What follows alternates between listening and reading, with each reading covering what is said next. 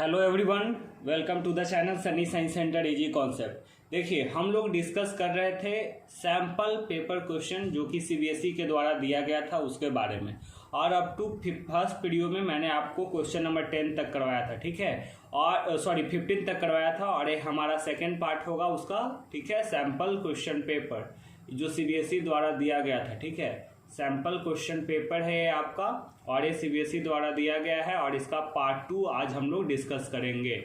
चलिए देखिए, क्वेश्चन बिना टाइम वेस्ट किए हुए क्वेश्चन नंबर 16 कह रहा है observe the diagram of human digestive system. ये ह्यूमन डाइजेस्टिव सिस्टम का डायग्राम है, ठीक है। ह्यूमन डाइजेस्टिव सिस्टम का डायग्राम में यहाँ पे फर्स्ट पार्ट जो दिया हुआ है ए रिप्रेजेंट कर रहा है आपको। देखिए, ये बकल कैविटी है, तो बकल कैविटी में आपको बताया था कि इस माउथ में एक लोकेशन पे सलाइवरी ग्लैंड है, राइट, सलाइवरी ग्लैंड होता है, और इससे सलाइवा रिलीज होता था, ठीक है, और उसका जो फंक्शन होता था वो क्या होता था, तो एक हेल्प करता है डाइजेशन ऑफ स्टार्च। सेकेंड, आप कहीं ना कहीं ये जो दिख रहे हो चॉकलेट कलर का, वो कहीं ना कहीं लीवर का पार्ट दिख रहा है, राइट, और उसके नीचे फिर क्या होता था, पैनक्रियाज होता था। फिर क्या है, स्मॉल इंटेस्टाइन दिख रहा है, ठीक है, स्मॉल इंटेस्टाइन, उसके बाद लार्ज इंटेस्टाइन।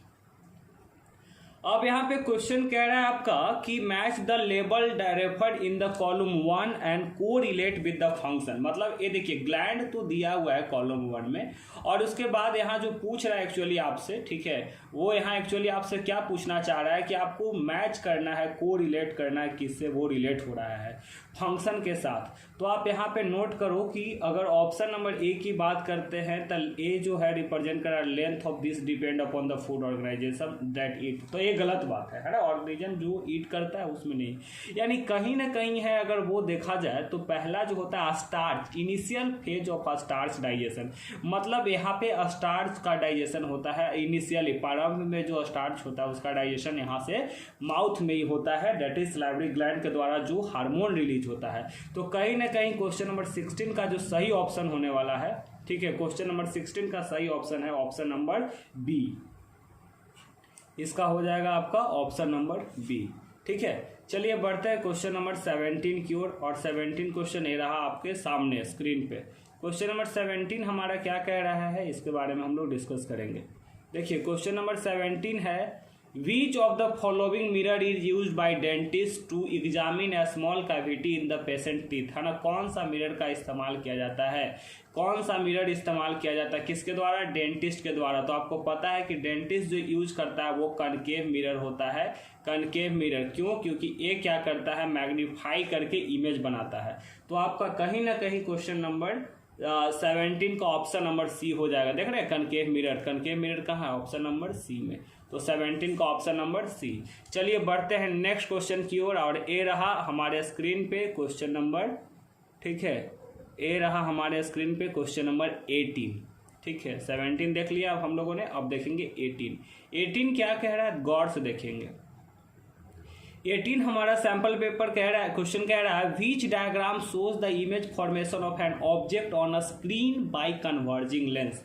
तो आपको पता होना चाहिए जो लेंस में अगर जब हम बात करते हैं लेंस की, तो अगर कन्वर्जिंग बोलता है इसका मतलब कौन सा लेंस होगा, तो ये कहीं ना कहीं जो है आपका जो लेंस है, ठीक है, कन्वर्जिंग के बारे में अगर बात किया जाए तो ये कहीं ना कहीं जो लेंस होता है उसका नाम है convex lens, right. Convex lens को कन्वर्जिंग लेंस कहते हैं। तो इसका सच लोकेशन तो बी ऑप्शन तो बिल्कुल नहीं होगा, ठीक है, बी ऑप्शन तो बिल्कुल भी नहीं होगा, और हमें लग रहा है बी भी गलत है, ए भी का लोकेशन सही नहीं दिखा रहा है, बी भी गलत है, ऑप्शन डी भी गलत बता रहा है। यानी ऑप्शन नंबर यहाँ पे 18 का जो सही डायग्राम जो बनेगा वो हो जाएगा ऑप्शन नंबर सी। तो क्वेश्चन नंबर 18 का सी हो जाएगा, 18 का सी हो जाएगा। चलिए आते हैं 19 की ओर। 19 क्वेश्चन क्या कह रहा है, आप लोग स्क्रीन पे देखेंगे, और वीडियो को लाइक कर दे प्लीज, आपके लिए मैं इतना मेहनत कर रहा हूँ, आप थोड़ा सा लाइक कर दो इसे, ठीक है। क्वेश्चन नंबर 19 क्या कह रहा है, विच of the following can make a parallel beam of light when light from a point source is incident on it, है ना। कह रहा है कि विच of the following can make a parallel beam of light, कौन सा पैरेलल बीम ऑफ लाइट को बनाएगा from a point source incident on it, जब कोई इंसिडेंट करता है। तो क्वेश्चन नंबर 19 का देखिए क्या कह रहा है, है ना, यहाँ पे क्या कर ला, पैरेलल बीम ऑफ लेंथ। यहाँ पे क्या होता है ना, जैसे कि कोई भी हो, या अगर मिरर के ही बारे में बात कर लो, अगर कनकेव मिरर है, ठीक है, तो अगर parallel beam of ray of light जाएगा, ठीक है, और अगर आप लेंस के ही बारे में बात कर लो, कन्वेक्स लेंस के ही बारे में अगर हम चर्चा करते हैं, ठीक है, कन्वेक्स लेंस के बारे में, तो इसमें भी पैरेलल बीम, लेकिन कन्वेक्स की जगह अगर कनकेव कर दिया जाए तो ये डाइवर्ज कर देगा। किस चीज़ के केस में, लेंस के केस में ये डाइवर्ज कर देगा, जबकि मिरर में कन्वर्ज करता है। तो कहीं ना कहीं क्वेश्चन नंबर 19 का जो सही ऑप्शन हो जाएगा, ऑप्शन नंबर ए हो जाएगा, ठीक है। चलिए बढ़ते हैं नेक्स्ट क्वेश्चन की ओर।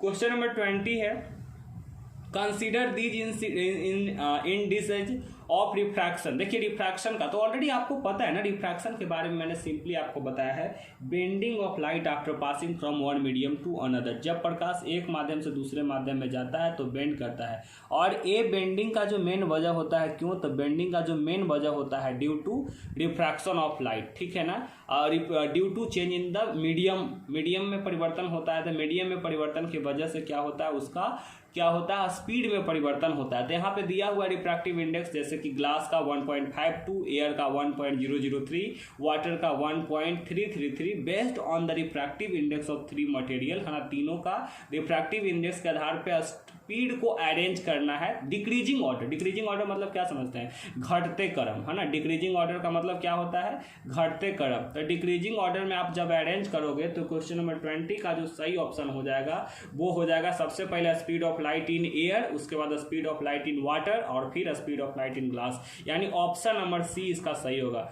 20 का ऑप्शन नंबर सी सही होगा। चलिए बढ़ते हैं 21 की ओर। 21 क्या कह रहा है, if a beam of red light and a beam of violet light are incident at the same angle on the inclined surface of the prism, ठीक है ना। ये जैसे देखो आप प्रिज्म बता रहे हैं, ठीक है, ये बीम ऑफ रेड लाइट है ना, रेड लाइट पास करवाया जा रहा है, ठीक है, तो आपको पता है इसमें भी बेंड करेगा, लेकिन ये क्या है ना कि इसका वेवलेंथ जो है ना, मोर वेवलेंथ, है ना, मोर वेवलेंथ होता है। इसमें आप ट्रिक याद करोगे, है ना, क्या है बताए थे, मेरी वाली लंबू के पास या लंबू के साथ, और लंबू वाली मेरे साथ, मतलब क्या होता है, यहाँ देखिए more wavelength less scattering, less wavelength more scattering, यही ट्रिक बताया था मैंने आपको, ठीक है। तो इसके अनुसार जो क्वेश्चन नंबर 21 है उसका सही ऑप्शन हो जाएगा आर, जो है वो लेस देन है वॉयलेट से, यानी कि ऑप्शन नंबर डी। 21 का ऑप्शन नंबर डी हो जाएगा, ठीक है, 21 का ऑप्शन नंबर डी हो जाएगा। चलिए 22 की ओर आते हैं, और ये रहा आपके स्क्रीन पे क्वेश्चन नंबर 22। क्वेश्चन नंबर 22 आपसे क्या कह रहा है, आप गौर से इसे देखेंगे समझेंगे, ठीक है। 22 क्या कह रहा है, बढ़िया से समझिए। ये आपका डायग्राम दिया हुआ है, examine the above figure and state which of the following option is correct, है ना। ऊपर वाला फिगर को आपको देख करके बताना है कि कौन सा ऑप्शन जो है वो सही होगा, ठीक है। तो क्वेश्चन कह रहा है examine the figure and state which of the following option is correct. तो कहीं ना कहीं ये जो सवाल है आपका साइन कन्वेंशन से है। ये कौन सा सवाल है, साइन कन्वेंशन का सवाल है। और साइन कन्वेंशन के हिसाब से मैंने आपको क्या बताया था, सिंपली मैंने आपको बताया था कि साइन कन्वेंशन में सबसे पहला जितना भी डिस्टेंस है वो पोल से मेजर किया जाता है, राइट। और उसके बाद इंसिडेंट के डायरेक्शन में जो भी किरण रहेगा, इंसिडेंट के डायरेक्शन में, इंसिडेंट वाला डायरेक्शन में इसे पॉजिटिव कंसीडर किया जाता है, और इससे जो नेगेटिव मतलब इसके अगेंस्ट जो जाएगा उससे क्या करते हैं हम लोग, नेगेटिव कंसीडर करते हैं, ठीक है। और इसके बारे में हम लोगों ने देखा था कि प्रिंसिपल एक्सिस के ऊपर वाला डिस्टेंस को पॉजिटिव कंसीडर किया जाता है, और इसके नेगेटिव इसको मतलब कि बॉटम वाला डिस्टेंस को प्रिंसिपल एक्सिस से नेगेटिव कंसीडर किया जाता है, ठीक है। तो आप क्वेश्चन नंबर 22 का अगर देखोगे प्रिंसिपल एक्सिस के आधार पे या लॉ ऑफ साइन कन्वेंशन के आधार पे, तो 22 का जो सही ऑप्शन हो जाएगा वो हो जाएगा द मिरर है फोकल लेंथ -3 सेंटीमीटर, क्योंकि फोकल लेंथ इसका नेगेटिव, क्यों, क्योंकि देखो पोल एंड फोकस के बीच में और पोल से डिस्टेंस यानी इंसिडेंट के अगेंस्ट में जा रही है, इसलिए -3 सेंटीमीटर हो जाएगा, और मैग्निफिकेशन जो प्रोड्यूस होता है वो -1 होगा। यानी 22 का जो सही ऑप्शन है option number B, option number B. चलिए बढ़ते हैं नेक्स्ट क्वेश्चन की ओर, और ये रहा हमारे स्क्रीन पे क्वेश्चन नंबर 23। क्वेश्चन नंबर 23 क्या कह रहा है, गौर से देखिए। The angle of incidence from air to glass at the point O on the hemispherical glass slab is, है ना, हेमीस्फेरिकल ग्लास स्लैब पे एंगल ऑफ इंसिडेंस पूछ रहा है जो एयर से ग्लास में प्रवेश कर रहा है और द पॉइंट ओ। तो देखिए ओ बिंदु के पास पूछ रहा है, तो ओ बिंदु के पास जब अगर क्वेश्चन पूछा जाए तो यहाँ क्वेश्चन नंबर 23 का उस बिंदु पे 0 डिग्री होना चाहिए। अगर क्यों, क्योंकि उसी बिंदु पे पूछ रहा है ना जी, यहाँ पे तो माध्यम अभी प्रवेश किया नहीं है दूसरा में, तो बाउंड्री लाइन है ना, वहां पे थोड़े ना होगा कुछ, तो वहां पे कहीं ना कहीं क्वेश्चन नंबर अगर ऑप्शन में दिया है 0 डिग्री तो 23 का ऑप्शन नंबर बी देखिए आप 0 डिग्री दिया हुआ है, इसका करेक्ट ऑप्शन हो गया। चलिए इसके बाद आ जाते हैं हम लोग क्वेश्चन नंबर 24 के।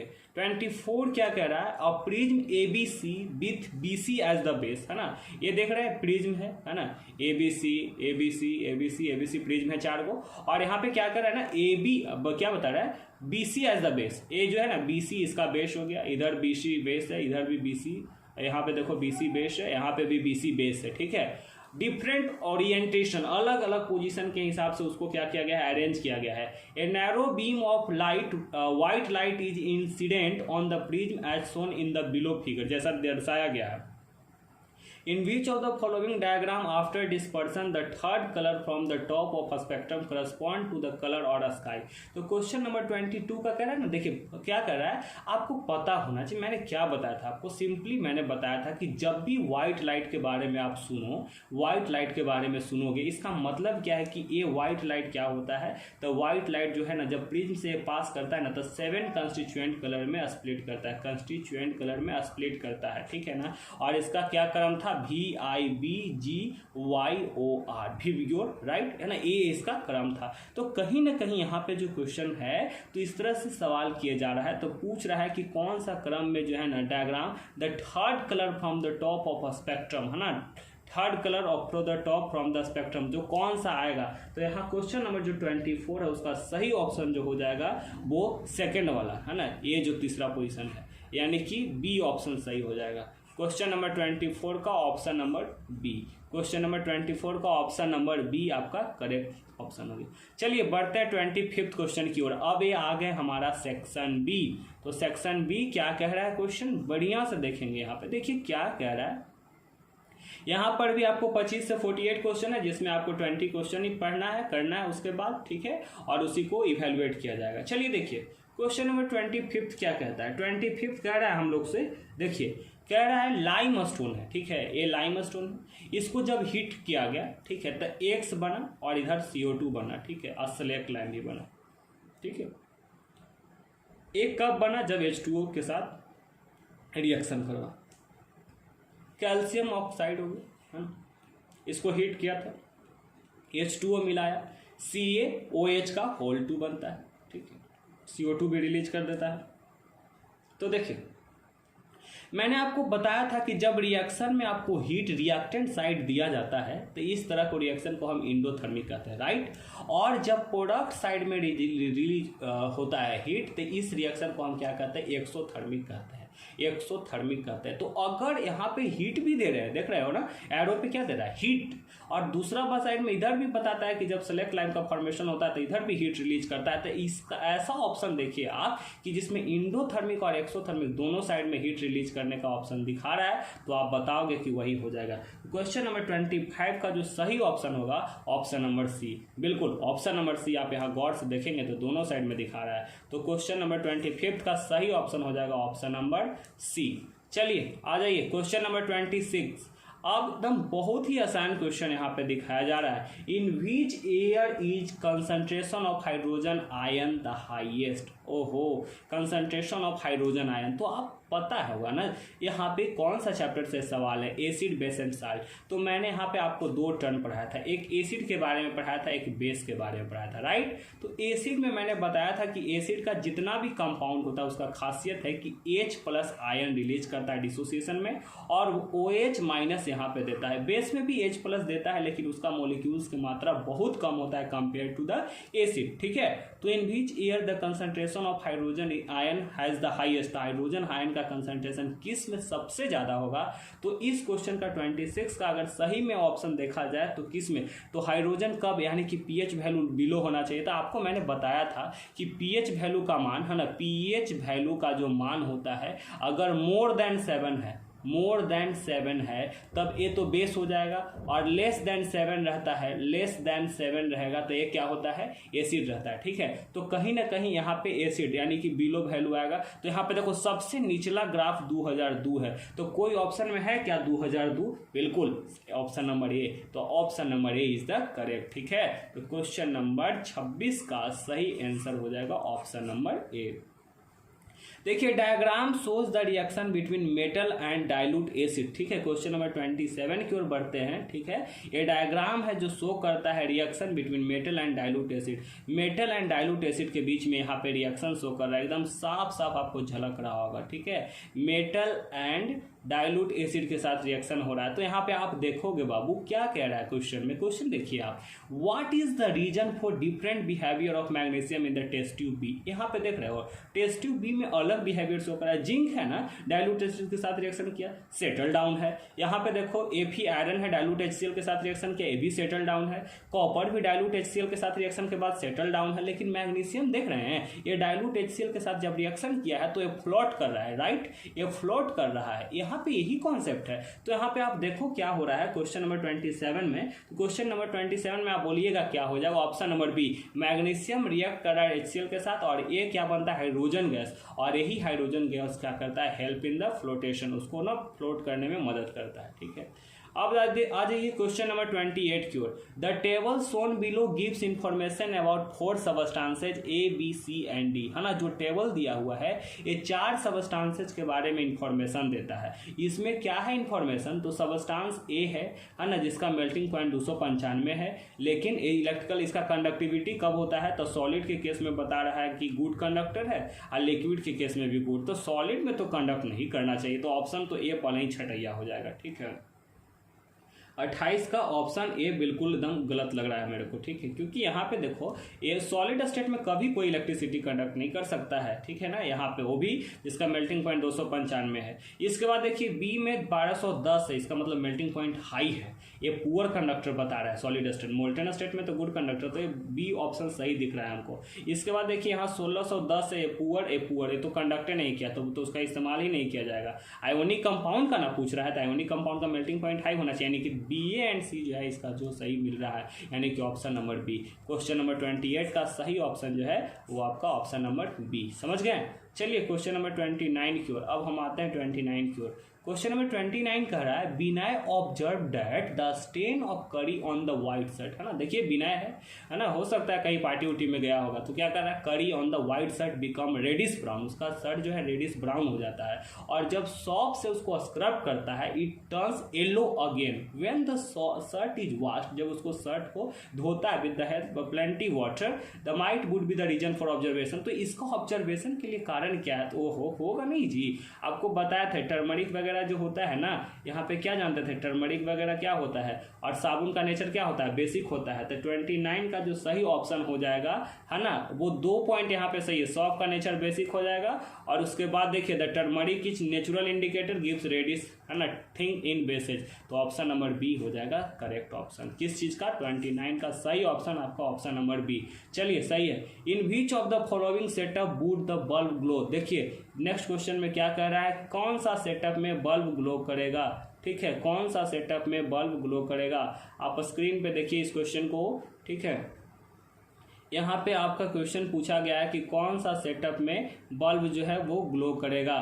तो आप देखिए यहाँ पे कहीं ना कहीं अगर हमें दिखता है तो यहाँ पे आपको पता चल रहा होगा कि किस चीज़ के बारे में यहाँ से सवाल कर रहा है। तो ये आपको डायग्राम दिया है, ठीक है, और उसके बेसिस पे पूछा गया है, ठीक है, कि कौन सा मतलब कि यहाँ पे सही ऑप्शन हो जाएगा। तो देखिए ऑप्शन देख करके आप जवाब दे सकते हैं 29 का। ठीक है, इसमें 2 ऑप्शन सही है, इसमें फिगर 4 भी सही है, जो मतलब इसमें इलेक्ट्रिसिटी फ्लो हो सकता है, और इसके बाद फर्स्ट, इसका ऑप्शन हो जाएगा आपका ऑप्शन नंबर बी। 2 डायग्राम यहाँ पे सही है, नंबर 1 डायग्राम सही है और सेकंड डायग्राम। देखो यहाँ पे जब भी आयंस वगैरह रहेगा तो वो डिजोल्व होने के बाद कंडक्ट करेगा ही करेगा। ठीक है, इलेक्ट्रिसिटी वहाँ पे कंडक्ट होगा ही होगा।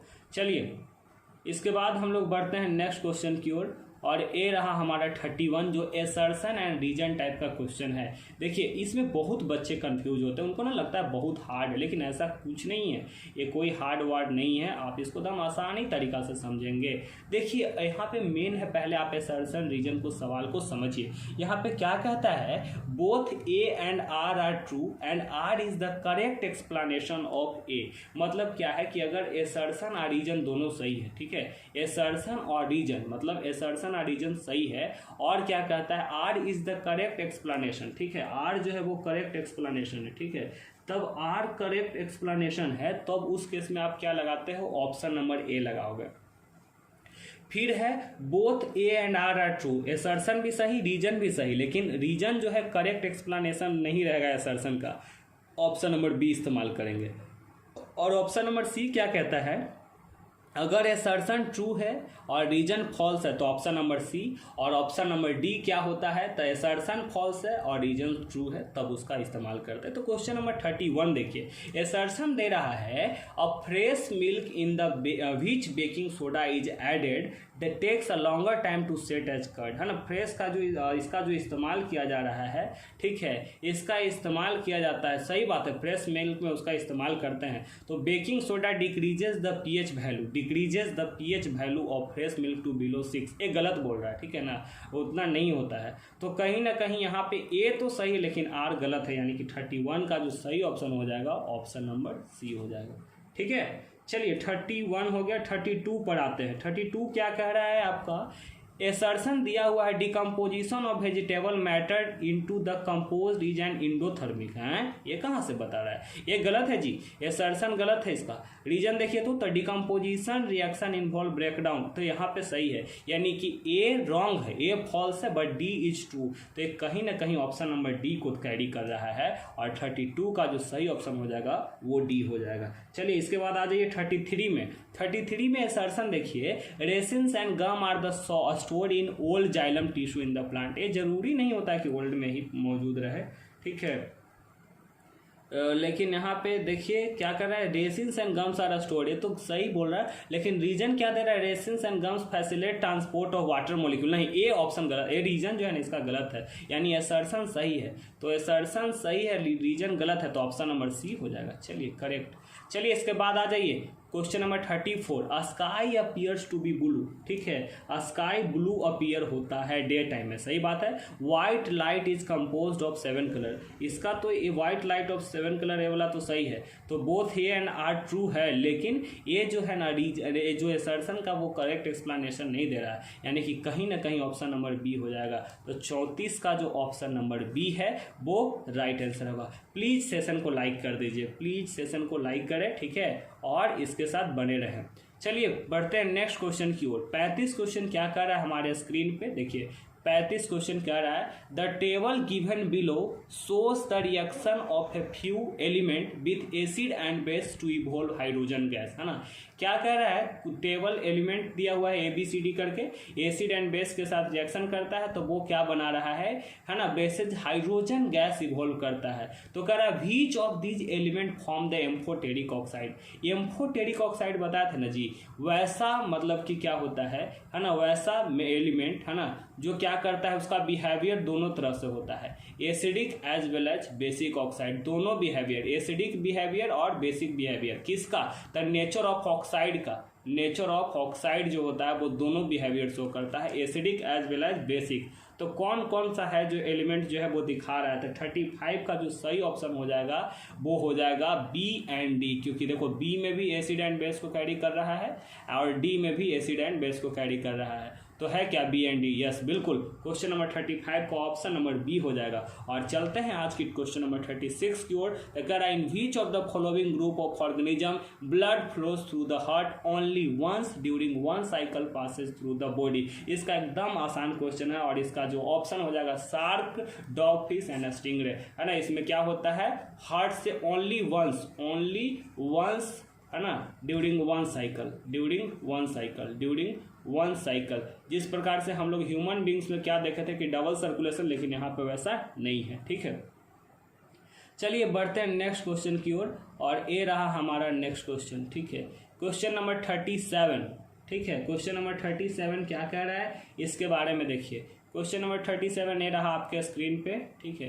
क्वेश्चन नंबर 37 क्या कह रहा है, what is the common between extensive network of blood vessel around the walls of alveoli in glomerulus of nephron। 37 का, अरे देखिए ग्लोमेरुलस क्या था जी, ये देखिए ये हमारा सवाल जो है ना एक्सक्रेशन से है, ठीक है। एक्सक्रेशन से सवाल है, एक्सक्रेशन टॉपिक से हमारा सवाल है। तो उसमें मैंने ग्लोमेरुलस के बारे में बताया था, फिर ट्यूबल्स के बारे में बताया था। तो कह रहा है क्या, what is the common between extensive network, है ना, क्या कॉमन है। तो देखो जो यहाँ जो एक्सटेंसिव नेटवर्क होता है blood vessels around the alveoli, ये इजीली डिफ्यूजन में मदद करता है, इजीली डिफ्यूजन में मदद करता है। तो इजीली डिफ्यूजन के लिए क्या होना चाहिए आपको, तो कहीं ना कहीं थीन वॉल कैपिलरी होना चाहिए, यानी 37 का सही ऑप्शन हो जाएगा ऑप्शन नंबर डी। चलिए नेक्स्ट क्वेश्चन 38 क्या कर रहा है, plant use completely different process for excretion as compare to animal, which one of the following process is not followed by the plant for excretion. माने plant में जो होता है ना वो अलग प्रोसेस होता है एक्सक्रेशन का कंपेयर टू एनिमल। तो बोल रहा है कि कौन प्रोसेस जो है वो प्लांट के द्वारा फॉलोड नहीं होता है। तो 38 का क्या होता है, सेलेक्टिवली फिल्टर टॉक्सिक सब्सटेंस इसमें नहीं होता है, यानी कि ऑप्शन नंबर 38 का हो जाएगा बी, ऑप्शन नंबर बी। क्योंकि ह्यूमन बींग्स में तो है जी फिल्ट्रेटिंग यूनिट, जिसको किडनी कहते हैं, नेफ्रॉन कहते हैं, उसमें हो जाता है। चलिए क्वेश्चन नंबर 39 जो क्वेश्चन है आपका, वो 39 क्वेश्चन कह रहा है, if the power of lens is -4.0 dioptre. देखिए आपको माइंड में आ रहा है क्या, कौन सा लेंस होना चाहिए, कमेंट करके आप बताइए। चलिए देखिए मैं ही बता देता हूं, अगर लेंस जो है -4.0 डायोप्टर है, इसका मतलब ये कौन सा लेंस है, एक concave lens, right, concave lens है। कुछ नहीं, आपको बताया थे पावर ऑफ लेंस P बराबर 1/f, ठीक है, यानी कि 1/, कितना जार दिया हुआ है, क्या दिया हुआ है, इसका पावर दिया है, तो कैलकुलेट कर लेंगे, हाँ आसानी हो जाएगा जी। यहाँ पे नहीं निकाल सकते हैं आप, क्या निकलेगा, यहाँ पे P बराबर 100/4, 25 चौका 100, यानी -25 सेंटीमीटर कहीं है। क्वेश्चन नंबर 39 का ऑप्शन नंबर सी देखिए तो concave lens of focal length -25 centimetre. तो देखिए इस तरह से आसान क्वेश्चन है आपका, है ना, तो इसलिए 39 का जो सही ऑप्शन हो जाएगा ऑप्शन नंबर सी हो जाएगा। चलिए बढ़ते हैं नेक्स्ट क्वेश्चन की ओर, और ये रहा हमारे स्क्रीन पे क्वेश्चन नंबर 40।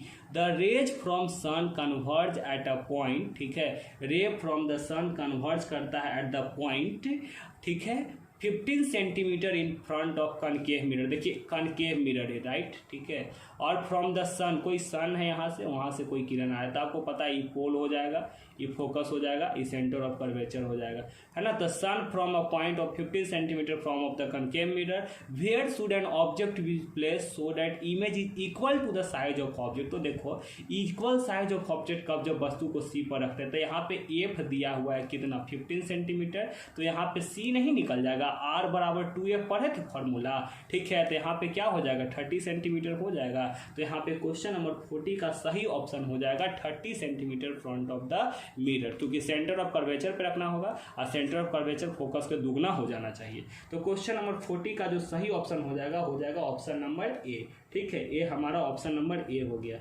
चलिए इसके बाद हम लोग आते हैं 41 पे। In which of the following group of organism food material is broken down outside the body and then absorbed it? बहुत आसान क्वेश्चन है। देखिए in which of the following group of organism, किस ऑर्गेनिज्म के ग्रुप में food material जो है broken outside the body, शरीर के बाहर होता है और एब्जॉर्ब हो जाता है। तो यहाँ पे क्या होगा, ईस्ट में होता है, मशरूम में होता है और मोल्ड में होता है, यानी कि क्वेश्चन नंबर 41 का सही ऑप्शन बी हो जाएगा। चलिए नेक्स्ट क्वेश्चन की ओर, ए रहा हमारे स्क्रीन पे question number 42। If a person the tubal part of the nephron is not counting, देखिए इसमें कुछ नहीं, ये जहां आप देखिए यहाँ पे यूरिन जो होगा ना वो डाइल्यूटेड, एकदम पतला पेशाब इसका होगा, ठीक है। तो क्वेश्चन नंबर 42 का सही ऑप्शन जो है आपका ऑप्शन नंबर डी है, ऑप्शन नंबर डी है। यहाँ पे 42 में सही ऑप्शन डी है, मैंने बताया 41 का सही ऑप्शन बी, 42 का डी। देखिए क्वेश्चन नंबर 43 क्या कह रहा है, if the real image of candle flame formed by lens is 43 का क्वेश्चन क्या कह रहा है, if the real image of candle, ठीक है, real image of candle flame formed by lens is 3 times. यहाँ पे मैग्निफिकेशन दिया हुआ है जी, 43 का एम बराबर दिया हुआ है ना, 3 टाइम्स। और उसके बाद दे रहा है flame distance the lens and image बराबर दिया हुआ है, इमेज डिस्टेंस 80 सेंटीमीटर दिया हुआ है। अब यहाँ पे एम बराबर एक और फार्मूला बताया था, V/U, यहाँ पे आप निकाल दो -3 और C/U, U बराबर होना चाहिए कितना, -80/3 सेंटीमीटर देना चाहिए। देता है क्या, क्वेश्चन नंबर 43 का देखेंगे हम लोग, क्वेश्चन नंबर 43 का, ठीक है, क्वेश्चन नंबर 43 का ऑप्शन, हाँ दे रहा। चलिए देखिए, ये रहा हमारे स्क्रीन पे क्वेश्चन नंबर 43 का ऑप्शन दिया हुआ है, तो ऑप्शन नंबर डी हो जाएगा, ऑप्शन नंबर डी हो जाएगा आपका, ठीक है, -80/3 सेंटीमीटर। चलिए क्वेश्चन नंबर 44 आइए स्क्रीन पे। 44 क्या कह रहा है, प्रिंसिपल एक्सिस दिया हुआ है, while looking at the above diagram Nalini conclude the following, है ना, डायग्राम को देख करके नलिनी कंक्लूड की होगी, क्या की है भाई, तो आप देखिए नलिनी के बारे में 44 क्या कह रहा है हमारे पास। तो 44 में जो कह रहा है कि सबसे पहले कंक्लूजन दी है, कुछ कंक्लूजन क्या करती है, देख लीजिए भाई क्या कंक्लूज की है, ठीक है। तो यहाँ पे आप समझेंगे, सबसे पहले इसका स्टेटमेंट देखिए, while looking the image of object will be virtual once, हाँ ये तो नहीं लगता मेरे को। उसके बाद देखिए यहाँ पे कह रहा है the reflected ray will travel along the same path, हाँ ये सही है, ये सही है। इसके बाद देखिए the image will be inverted, तो रियल एंड इन्वर्टेड, ये तो सही है। In it is the concave mirror and hence the focal length will be negative, ये भी सही है। तो सेकेंड, 3 एंड 4 सही लग रहा है, तो कौन सा ऑप्शन में है, ऑप्शन नंबर सी में है क्या, 44 का सी, बिल्कुल। देखिए सेकेंड, थर्ड एंड फोर्थ, यानी कि ऑप्शन नंबर सी, 44 का ऑप्शन नंबर सी हो गया, ठीक है। तो ये रहा आपका 44th क्वेश्चन। अब हम लोग बढ़ेंगे 45th क्वेश्चन की ओर, ठीक है, ये रहा हमारा 45th क्वेश्चन। 45 क्वेश्चन क्या कह रहा है, आप गौर से इसको देखेंगे। देखिए यहाँ पे मीडियम 1, मीडियम 2, मीडियम 3, मीडियम 1, है ना, मीडियम 1, मीडियम 2, मीडियम 3, मीडियम 1 दिया है, मतलब जहाँ से शुरू हुआ था उसी में चला है।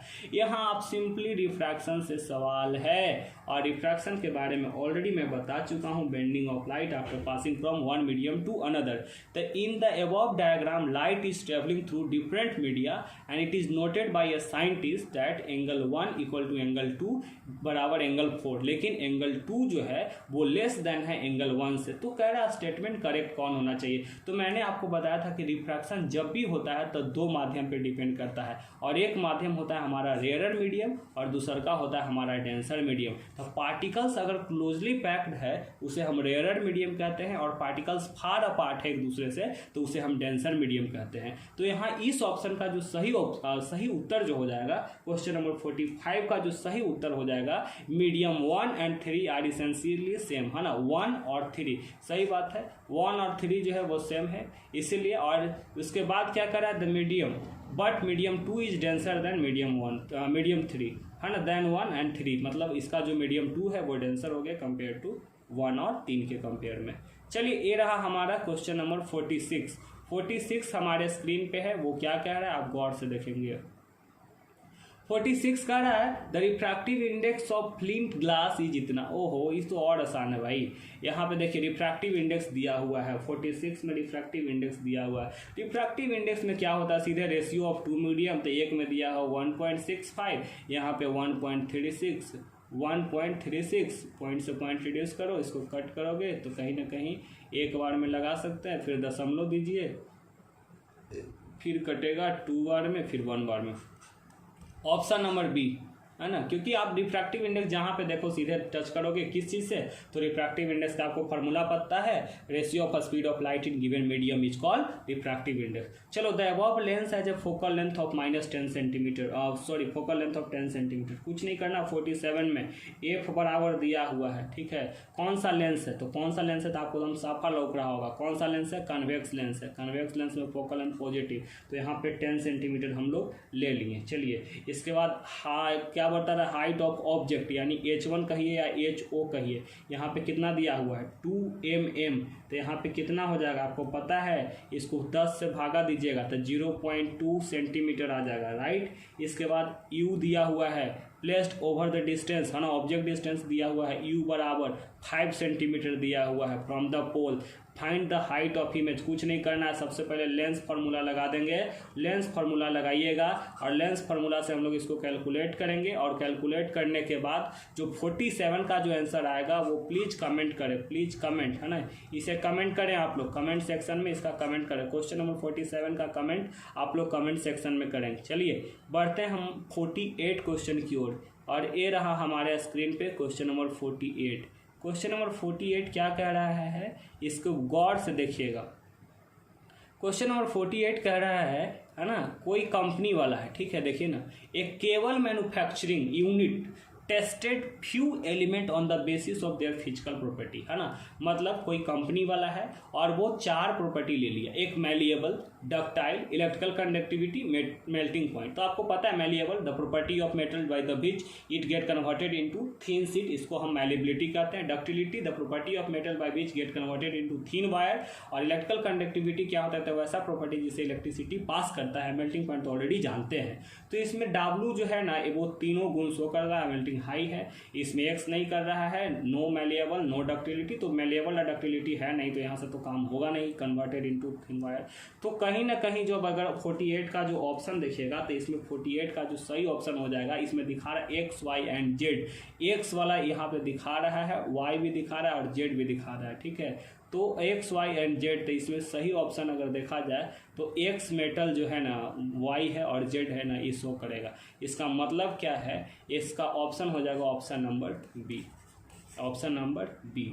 चलिए अब आते हैं हम लोग इसमें, आ जाइए, केस स्टडी टाइप के क्वेश्चन है। देखिए क्वेश्चन नंबर सेक्शन सी का अगर देखिएगा तो सेक्शन सी में जो क्वेश्चन कह रहा है, सेक्शन सी कह रहा है consist of 3 cases followed by the question, there are a total of 12 questions in the section, attempt any 10, 10 ही को अटेम्प्ट करना है। साल्ट का स्टोरी दिया हुआ है, कह रहा है आपको दिया हुआ है इसमें from the salt story from the New Indian Express 9 March 2021, the salt pans in Marakkanam, a port town about 120 kilometre from Chennai, are the 3rd largest producer of the salt. अरे आप जब भी देखो, इतना ज़्यादा नहीं, आप छोटा सा लॉजिक समझो कि साल्ट जब भी होता है ना तो ये कैसे बनता है, तो आपको पता था, मैंने बताया था, एसिड और बेस के रिएक्शन के बीच में बनता है, या एसिड जब मेटल के साथ रिएक्शन करता है, यहाँ सीधे याद रखना है ना, रिप्लेसमेंट ऑफ हाइड्रोजन, है ना, रिप्लेसमेंट ऑफ हाइड्रोजन, हाइड्रोजन का जब रिप्लेसमेंट होता है तब जाकर के मैन्युफैक्चर होता है। चलिए तो एक केस स्टडी के आधार पे अब हम लोग जवाब देते हैं, ठीक है, केस स्टडी के आधार पे हम लोग इसका आंसर करेंगे। तो केस स्टडी के आधार पे सबसे पहला बोल रहा है कि भीज कंपाउंड, है ना, क्वेश्चन नंबर 49 है। क्वेश्चन नंबर 49 क्या कर रहा है, देखिए क्वेश्चन नंबर कह रहा है भीज compound in the table react with acid to release carbon dioxide, है ना, टेबल में कौन सा, तो यहाँ पे देखे थे हम लोग CaCO3 कैल्शियम कार्बोनेट, है ना, 49 का ऑप्शन नंबर सी हो जाएगा, 49 का ऑप्शन नंबर सी हो जाएगा, कैल्शियम कार्बोनेट रिएक्ट कर रहा था टेबल में, ठीक है। इसके बाद देखिए how many grams of magnesium sulphate are present, magnesium sulphate कितना मौजूद था, अभी हम लोगों ने ऑप्शन में देखा था, इसमें 18 ग्राम था मैग्नीशियम सल्फेट, MgSO4, ठीक है, 18 ग्राम। इसके बाद देखिए क्वेश्चन नंबर 51, इसको ब्राइन कहा जाता है, याद रखिएगा, saturated solution of sodium chloride, saturated solution जो होता है उसको ब्राइन कहते हैं। और इसके बाद क्वेश्चन नंबर 52 का क्या होगा, देखिए कह रहा है what is the pH of acid, है ना, what is the pH of acid used in the formation of common salt. ओ भाई God, acid common salt NaCl, तो वो HCl के साथ, यानी कि कहीं ना कहीं उसका पीएच वैल्यू 1 से 3 के बीच ही होना चाहिए, तो इसका ऑप्शन हो जाएगा बिटवीन 1 to 3, है ना, 1 to 3, यानी option number A is the correct option. उसी प्रकार से देखिए केस दिया हुआ, the figure shown below represent an activity to prove the requirement for photosynthesis during the reactivity series. मैंने क्लास में रिवीजन करवा रहा था तो मैंने इसके बारे में बताया था। ठीक है। और इसमें सवाल भी किया था क्लास में कि जब पौधा को मतलब कि 72 आवर्स के लिए 72 आवर्स के लिए प्लेस किया जाता है इनसाइड द रूम, तो वो क्यों करते हैं, तो इसका मेन मकसद था डी स्टार्च ऑफ लीफ। तो उसी प्रकार से जब हम लोग KOH का टेस्ट करते हैं पोटासियम हाइड्रोक्साइड को लेकर के यहाँ पे इस्तेमाल किया जाता है, ठीक है। तो क्यों करते हैं, चलिए इसके आधार पे हम लोग क्वेश्चन करेंगे। चलिए देखिए, ये रहा हमारे पास क्वेश्चन नंबर 53, ये जो केस नंबर 2 पे आधारित है। क्वेश्चन नंबर 53 के हिसाब से पहला क्वेश्चन आपसे पूछा जा रहा है, this experiment setup in use to prove essentiality of each of the following photosynthesis. मतलब फोटोसिंथेसिस में कौन सा मटेरियल, तो यहाँ पे आपको बता देना चाहेंगे कि कार्बन डाइऑक्साइड के बारे में, यानी 53 का सही ऑप्शन हो जाएगा ऑप्शन नंबर सी। 54 का रहा the function of KOH is absorb. देखिए आपको बता देना चाहते हैं कि KOH उसका पूरा नाम है पोटासियम हाइड्रोक्साइड, और ये क्या करता है, कार्बन डाइऑक्साइड को सोख लेता है, जो भी, यानी कि ऑप्शन नंबर बी। चलिए 55 का कह रहा है, 55 क्या कह रहा है आप देखेंगे गौर से, विच of the following statement shows the correct result for iodine solution. मैंने ये भी आपको बताया था कि आयोडीन टेस्ट में आपको याद रखना है, आयोडीन टेस्ट में आपको सिर्फ याद रखना है कि अगर स्टार्च रहेगा तो ये ब्लू ब्लैक हो जाएगा, ब्लू ब्लैक होगा, और स्टार्च नहीं है तो ये ब्लू ब्लैक नहीं होगा। तो इसके बेसिस पे अगर सही ऑप्शन देखा जाए तो ब्लू ब्लैक है ना, would be the obtain on the leaf of plant Y and no change in the colour of plant X, यानी कि क्वेश्चन नंबर 55 का सही ऑप्शन ऑप्शन नंबर बी। चलिए 56 की ओर आते हैं, कह रहा है विच of the following steps can be followed for making the aperture air tight. Aperture को एयर टाइट कैसे करेंगे, 56 का जो सही ऑप्शन हो जाएगा placing the plant on glass plate, ये भी सही है, और अप्लाइंग वैसलीन लगा देते हैं, यानी कि ऑप्शन नंबर 56 का सही ऑप्शन हो जाएगा ऑप्शन नंबर सी। इसके बाद है Noor, a young student was trying to demonstrate the some properties of light in her science project work. She kept eggs inside the box, है ना, with the help of a laser pointer made light rays pass through the holes on one sided. She had the small butter paper screen to see the spot on light being cast on the emerge. ठीक है, तो ये इसका बात बोल रहा है। अब एक किस प्रकार से होता है इसके बारे में हम लोग देखेंगे, इस पे रिलेटेड क्या क्वेश्चन है। तो इससे रिलेटेड जो हमारा क्वेश्चन है वो आपको स्क्रीन पे दिख रहा होगा। ठीक है, ये क्वेश्चन क्या कर रहा है, इस तरह से लाइट्स को जब पास करवाया जाता है तो किस प्रकार से यहाँ पे फॉर्मेशन हो रहा है इसके बारे में देखिए। ये रे ऑफ लाइट है, पास करवा रहा है। तो 57 का जो सबसे पहला क्वेश्चन है, what would be the eggs that she placed in the box to make the, oh भाई गॉड, ये तो वेरी सिंपल क्वेश्चन है जी। 57 पैरेलल साइडेड ग्लास ब्लॉक है, और क्या है ना, पैरेलल साइडेड ग्लास ब्लॉक, यानी कि ऑप्शन नंबर बी हो जाएगा। 57 का सही ऑप्शन जो हो जाएगा ऑप्शन नंबर बी। 58 में आ जाइए, C measure the angle of incidence for both the rays on the left side of the box to be 48 degree, है ना, सेल्स यहाँ पे बता रहा है। एंड द एंगल इंसिडेंस, ओह कुछ नहीं है, देखिए आपको यहाँ पे कंफ्यूज करने के लिए दिया है। मैंने बताया था ये रिफ्रैक्टिव इंडेक्स से सवाल है, और रिफ्रैक्टिव इंडेक्स का सवाल मैंने आपको बताया था कि सिंपली याद रखना है speed of light in given medium. तो यहाँ से एक लॉ आया था, याद है, स्नेल्स लॉ हम लोग कहते थे। इसमें आपको बताया था sine i upon sine r. ठीक है, तो यहाँ पे साइन आई, तो एंगल ऑफ इंसिडेंस का वैल्यू कितना दिया हुआ है, तो एंगल ऑफ इंसिडेंस का वैल्यू जो दिया हुआ है, रिफ्रैक्टिव इंडेक्स दिया हुआ 1.5 और साइन आई का मान दिया हुआ है 48.6 दिया हुआ है, राइट। और साइन आर पूछ रहा है, तो साइन आर बराबर अगर यहाँ पे निकालेंगे तो रिवर्स करके 0.5 आएगा, और यानी कि 0.5 का मतलब 1/2। तो साइन किसका, साइन इनवर्स 0.1.5 या 1/2 किसका होता है, 30 डिग्री का। क्वेश्चन नंबर 58 का सही ऑप्शन हो जाएगा option number C, that is 30 degree. चलिए, her friend noted the following observation from the this demonstration, है ना, उसके फ्रेंड को ना फॉलोइंग ऑब्जर्वेशन मिला, तो क्या सही है। तो क्वेश्चन नंबर 59 का जो सही ऑप्शन हो जाएगा वो हो जाएगा, देखिए यहाँ पे था ना, यहाँ पे जो सही ऑप्शन है यहाँ पे 3 और 5 करेक्ट होगा। देखिए यहाँ पे सही सबसे पहला क्या है, air is optically rare medium than glass, ये भी सही है। और ratio of sine of angle of incident in first medium to the sine of angle of refraction of second medium, ये क्या होता है, कोई ना कोई कांस्टेंट वैल्यू देता है विथ रिस्पेक्ट टू 1, और यही ऑप्शन नंबर 59 का जो सही ऑप्शन हो जाएगा option number D is the correct option. ठीक है, चलिए बढ़ते हैं 60 क्वेश्चन की ओर। ए रहा हमारे सेशन का लास्ट क्वेश्चन और ए हमारा क्वेश्चन नंबर 60 है। 60 क्या कह रहा है, इसको गौर से देखेंगे। देखिए, if the object inside the box was made up of material with refractive index less than 1.5 then क्या होता?